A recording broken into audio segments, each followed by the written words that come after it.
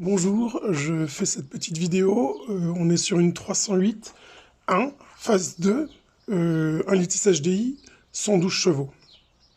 Donc c'est les nouveaux moteurs 1 Litis HDI.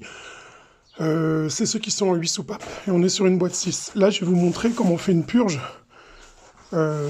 d'embrayage. En fait, elle est déjà faite, mais je vais vous montrer quand même. Donc en fait, moi j'ai utilisé cet appareil-là pour envoyer de la pression dans le bocal de liquide de frein qui sert aussi de liquide le liquide de frein, c'est ce qui va alimenter le récepteur d'embrayage et la butée hydraulique d'embrayage. Ok, donc je vais essayer d'éteindre la lumière parce que sinon on va rien voir. J'ai une petite lumière annexe, juste un instant. Tac. Donc en fait, là, c'est filmé au portable mais c'est très visible. Je vais quand même mettre un peu plus de lumière, voilà.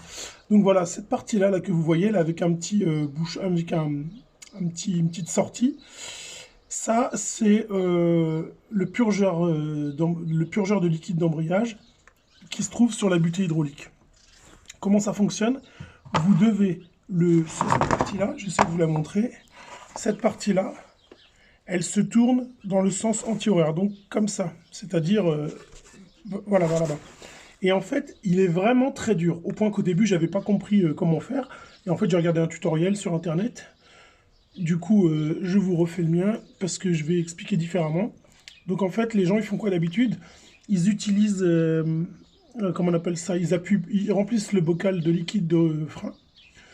Et ensuite, ils appuient plusieurs fois sur la pédale. Il y en a un qui maintient la pédale enfoncée. Ils ouvrent cette partie que je viens de vous montrer.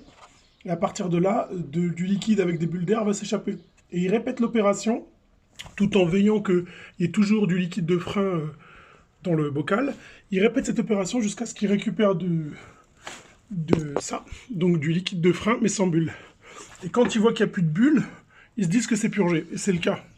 Moi, je viens de le faire avec ça, je l'ai fait en une seule fois, donc j'ai envoyé à peu près 1,5 bar de pression. Donc j'ai à peu près mis un petit peu moins d'1 litre de liquide, il en reste, et j'ai branché là-dessus. Sachant que moi, la pédale, je l'ai mis en position haute. Elle tient toute seule en position haute. Donc, j'ai envoyé ça. J'ai mis ma petite bouteille transparente, histoire de avec le tuyau pour pouvoir voir s'il y avait des bulles d'air qui sortaient. Effectivement, il y en a eu beaucoup. À partir de là, donc, on pompe. On atteint la pression souhaitée. On vérifie bien que c'est étanche ici. Il y a toujours un joint là. Parce que si vous avez une prise d'air ici et ici, ça ne marchera pas. Et en fait, cette pompe-là va envoyer de la pression donc dans le circuit et ça va vous éviter, vous, de devoir appuyer, pédaler, tout ça sur la pédale. Chose qu'en fait, on peut faire tout seul avec cet appareil-là.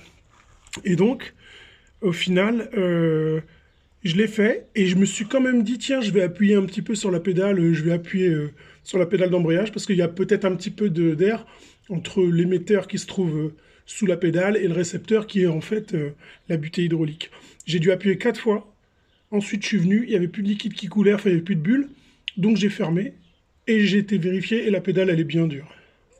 Donc, normalement, c'est purgé. Voilà. Si ça peut aider quelqu'un, voilà. C'est sur une boîte 6, Peugeot 308, 1 Litis HDI, 8 soupapes, donc les nouveaux moteurs, à partir de 2012, je crois, ou 2009. Voilà. En espérant que ça pourra aider quelqu'un. Allez, à la prochaine.